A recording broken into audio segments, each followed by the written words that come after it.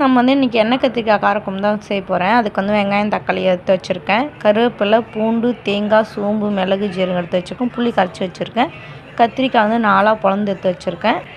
அடுத்தது வந்து நம்ம தாளிக்கிறதுக்கு தக்காளி வெங்காயம் பூண்டு எடுத்து வச்சுருக்கேன் நான் அரிஞ்சு. இப்போ வானலில் எண்ணெய் ஊற்றி எண்ணெய் காஞ்சதும் கத்திரிக்காய் போட்டு நல்லா வதக்கி எடுத்து வச்சுக்கிறோம். எடுத்து வச்சுட்டு அதே வானல்லையே நம்ம வெங்காயம் தக்காளி பூண்டு கருவேப்பிலை மிளகு ஜீரகம் சோம்பு தேங்காய் எல்லாத்தையுமே போட்டு நம்ம வந்து நல்லா வதக்கி எடுத்துக்கிறோம்.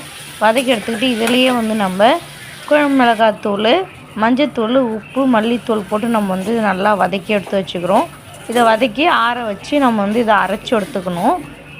நெக்ஸ்ட்டு பார்த்திங்கன்னா வானலில் எண்ணெய் ஊற்றி வடகம் போட்டு தாளிச்சிட்டு வெங்காயம் தக்காளி பூண்டு கருவேப்பிலை போட்டு நல்லா வதக்கிட்டு நம்ம வந்து இது கூடயே வெந்தயத்தூள் கொஞ்சம் போட்டு நல்லா வதக்கணும். நெக்ஸ்ட்டு அரைச்சி வச்சுக்கிற பேஸ்ட் வந்து அதில் ஊற்றி இதில் வந்து புளி கரைசல் தண்ணியை வந்து அலசி அந்த ஜார்லேயே